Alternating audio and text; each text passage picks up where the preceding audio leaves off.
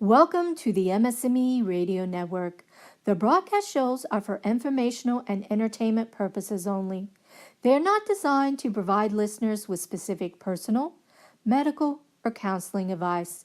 Individuals with a medical issue should always consult their healthcare provider. MS&Me is not responsible for content of individual shows. The views expressed by show hosts or their guests are their own. Enjoy the show.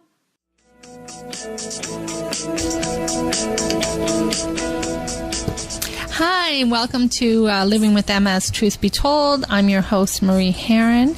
It's great to have you with us today. I want to thank you all for listening. I really love some of the comments that I've been getting back. I know you all enjoyed my interview with Angela, the lady that had the note left on her car that said, "This space is for people with disabilities and not bad attitude problems." I think we've all had a situation like that when you're living with an invisible disability. Some of us handle these situations with more grace than others. I know I certainly have a hissy fit when I'm questioned about why I have to use a disabled parking spot.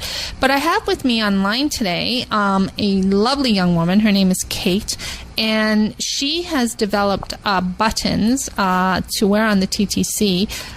There's an article in the CBC that says, "Please offer me a seat. Toronto woman creates buttons for TTC riders with hidden disabilities." And it's such a pleasure to have her here. Hi, Kate. How are you? Hi, thank you. Great. So do you want to tell us a little bit about yourself? Sure. What your name so and... my name is Kate Welsh. I am a disability activist in Toronto, as well as an artist, and I try to I try to make art and things for disabled folks that are practical. So, and I've been living with a chronic illness since I was a child, and I'm almost 30 now, so for most of my life, and I've experienced basically what you're talking about. Okay. So, I started this button campaign. Well, you know, I'm really impressed because I have to tell you, when I was talking to Angela on the show, I was telling her about a situation I had where somebody said to me, they parked their car in front of the lip, and I said, "Can you move the car?" And they said, "I can, but can you tell me why?" And I said, "Well, you can see I'm in a disability parking spot." And he said, "I don't see your wheelchair." And then I said a few choice words, but you didn't. You have some kind of intrinsically calm manner and maturity to come up with a realistic, So where does that come from, that calm? I have been also the type of person to be frustrated in situations where people aren't believing or are being rude to me. I have totally been in those situations and said probably some choice things as well. But I also, basically, my thought process is it's better to, it's more helpful if you're able to educate people. And I've been doing activism in different communities for a while, and I know that I have asked for seats when I'm on the TTC, and because I'm young and I look able-bodied, people stare at me blankly, or no one gives a seat, or it takes me a while to get a seat when I really need it, and the TTC or the bus is already moving or whatever, which is not good for me. Oh, no, I understand. So I made these buttons that they just say my disability is invisible, or please offer me a seat, or my disability is episodic. Basically because some days I'm having a good day and it's okay to stand, and some days I'm having a bad day and I really need a seat. Right. So I actually didn't start making these for myself. I often find just in general in life, it's easier to help other people than to ask for help yourself. Right. So I have a friend who she has chronic cancer, and she has treatment, and when she has a treatment, like, she really needs to sit down after treatment. And she's young, woman of color, and so people don't very often give her a seat. So I was talking to her back in the spring, and she was just expressing her frustrations, basically, with all of this. So I was like, so at the time, I worked at a workplace that had a button maker. Oh, okay. Yeah, and I made her a button just with Sharpie. Yeah, I know. It said, "My disability is invisible," and I gave it to her, and she posted it on her Instagram and on her Facebook, and she was just like so thrilled. And she came back to me and she said it gave her confidence. Like, people actually moved. Like, she didn't have to explain herself. She didn't have to say, like, "Oh, I have chronic cancer." Yeah, because that's no one. Yeah. Yeah, and it's like, it doesn't matter what the diagnosis is, like, and it doesn't matter what your symptoms are in the moment. You just need a seat, right? So yeah, I gave that to her, and then most of her friends were saying online, like, "Oh, I really need one of these. Like, this is so amazing." So one of my friends basically was like, why don't you do it? And I was like, oh my gosh, like, this is very overwhelming. And my friend was like, we'll sit down together, we'll design them together, like, it's going to be really simple. So yeah, we started by using the button maker at University of Toronto and made 100. We booked a room, and then this summer, so I posted them online, and this summer George Brown contacted me, George Brown College, and they ordered 500 buttons, and I was able to buy my own button maker, and start and reaching out to different businesses to have them in their shops, and then CBC contacted me. So I started this back in May. Okay, now I know George Brown College. I mean, I live in Toronto. Yeah. I know George Brown College is the city college, and they really do depend on transit for their students to get there. I mean, there's not a lot of parking space. Likewise, though, there's a lot of students who go to other colleges and universities who are also dependent on transit. Let me ask you something. Has anybody, have you had any kickback or backlash where somebody's saying, oh, you made that button up yourself, you're not really disabled? Has any of that come back? I've never heard of that. Okay, no. So people are respecting it? A woman recently emailed me saying that I sent her some buttons, she ordered some, and she just wrote me back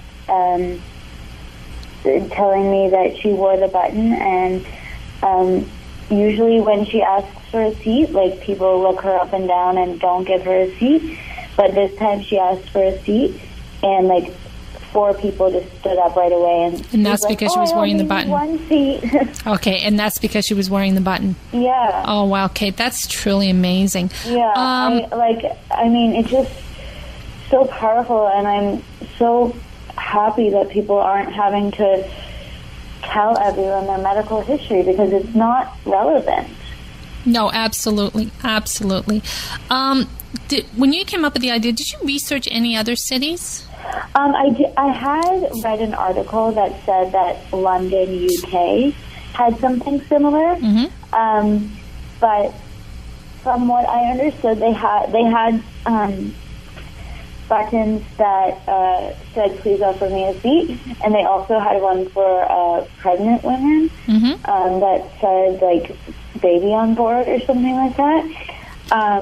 But from what I understand, the London Tube, you had to register with them. Okay, to so get one, which to me feels like a barrier. Yeah. And then I basically don't want the TTC to be the gatekeeper of disability, who who counts or whatever. No, that's disabled enough. So that's fair. That's kind of why I decided to make it more like do it yourself. And the thing is, it's just a button, right? Like, people wear buttons on their bags all the time. And, like, sure, like, if there's an altercation and a TTC employee is called, like, yes, they're not like made by the TTC. But this is just like people like having common sense and being respectful of each other and being accommodating to each other. So this is just about human interaction, I think. Yeah, no, Kate, I'm telling you, I'm just so amazed. I'm really so impressed with your approach to this. I just think it's I'm humbled. Let me put it that way. Oh, thank you. Oh, that's okay. Don't worry. All right. So we live in such a diverse city, and not everyone speaks English. How are your buttons connecting with people who don't speak English? On the other hand, is there enough diversity in disabilities? Yeah. So one thing that I'm trying to do, but we'll see what ends up happening from this. So right now the buttons are just in English, right? But some of them have a logo of a person holding a sign that has like a map or like a graph that goes up and down, kind of like showing how some invisible disabilities are episodic. So sometimes there's good days, sometimes there's bad days. So that's what the sign is showing, and it's a person holding the sign because it's like, I'm choosing to tell you about my disability rather than you looking at me seeing. So what I'm this is just a dream for the future, but like I really hope that this like logo or symbol or whatever catches on, kind of like the wheelchair symbol or some other types of symbols that we have for disability. And then hopefully that would be a way that it would break down like language barriers. Granted, right now, like people are just like learning what invisible disabilities and episodic disabilities are. So yes, this is a practical solution for some folks, but I also really want to like have like widespread like education and awareness be part of it as well. So that's my hope for that. But also I am currently working, a student from McGill reached out to me and offered translation services. Is that in McGill University? McGill University in Montreal, yeah. So we are currently working on creating bilingual buttons in French and English, which is great because there's a lot of French-speaking immigrants in Toronto and in Canada in general.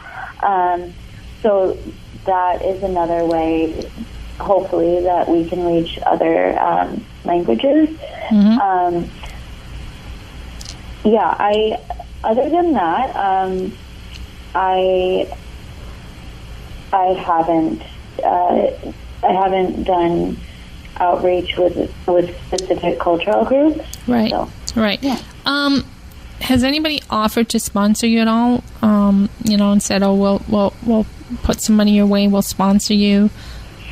No, but I kind of feel like George Brown, even though they like bought the buttons, they did pay the high. So my buttons are sliding scale, and they did pay the highest amount per button, even though it was a huge bulk order. So that kind of felt like a sponsorship. But other than that, no, I haven't gotten sponsors.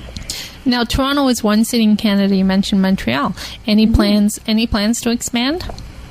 Well, I have been getting orders from all over Canada. Oh, tell us about that. And the U.S. and wow. And some folks have contacted me from Australia and from Chile.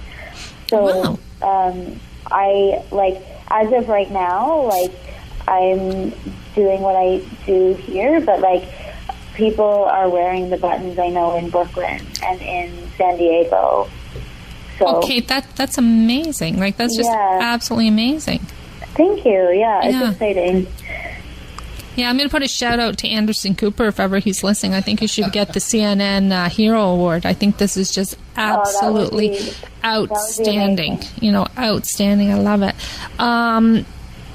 So are you moving away from the kitchen sink model? Because I know when I spoke to you a couple of weeks ago about coming on, you said, "Oh, I'm sorry, Marie, I've got all my friends here, and we're just at the kitchen table." Tell me about that. Moving toward an organized living room model. Okay, so we're going away from the kitchen. Yeah, so right now I'm just doing it all myself. I also work, so it's not it's not a full-time thing. And one of my friends has stepped forward to be more of a like active, ongoing role in terms of like organizing like orders and printing and everything. But we haven't like expanded outside of that. I think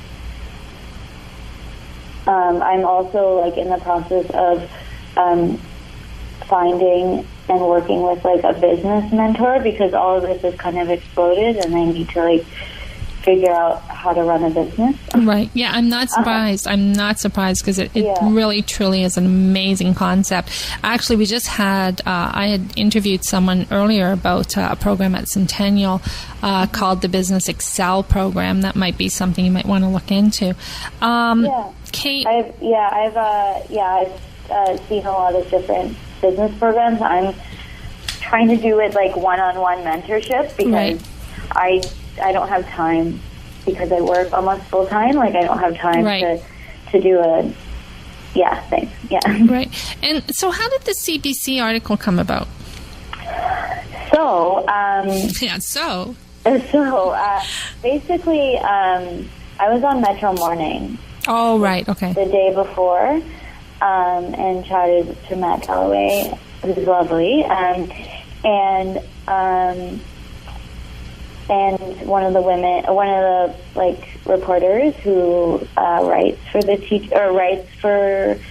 CBC just got me in the elevator on the way out and was like, "I want to write about this. It's really great." So, I had my roommate take some photos of me, and she wrote the article. And it's basically what I said on Metro Morning. Right. And I think that the way that they heard about it, I think that the way that they heard about it is a Seneca York student made a video of me and the buttons. She was a journalism student, and she made a video, like kind of like a news story. It's on our news section of our website, equitybuttons.com. And so she made a news story video, for me in the summer, or like early summer, and now she's interning at CBC, but she's not actually interning in the news area. So I wonder if she was just talking about it around the CBC. Okay. And then they decided to contact me. Okay, great. So I'm going to say this. You're very, very sweet, Kate. You're very bright, no doubt about it, but you speak fast. So I'm going to say this very slowly. No, I'm going to say this very slowly for you. If people want to see the video, they go to equitybuttons.ca. Am I right? .com. Okay. All right, so that's equitybuttons.com. If anyone wants to see the video that the York University student? Yeah, Seneca at York made. And you can get a little taste of Kate and her personality. And certainly if you want to see the article, just look it up on CBC. Type in, please offer me a seat. then type in CBC and the article will come up. Kate, I want to thank you so much for being with us. The last question is, how do we buy one and how much? Yes, so you can go to our website, equitybuttons.com. On the website, they're $4 plus tax. We also have a section of our website that is called Local Vendors, and it has a list of places that you can buy them and the price and the accessibility of that place. So if you go to our website and then click on the Local Vendors section, we have them at a few different bookshops. We have them at a few different organizations and health places, like community health centers. And if you need a pay what you can option, you can contact me by email and we can organize that. Okay, Kate, I want to thank you so very much for giving me your time this morning, because I know that your time is precious. You do have a job. You do have a burgeoning business. You are an activist, and I think you're one very, very special young lady. I want to thank you so much from someone who does have an invisible disability and doesn't look sick. I want to thank you for all your hard work, and keep in touch. Yeah, for sure. Okay, thank you thanks, so much. Kate. Take care. Bye. Bye.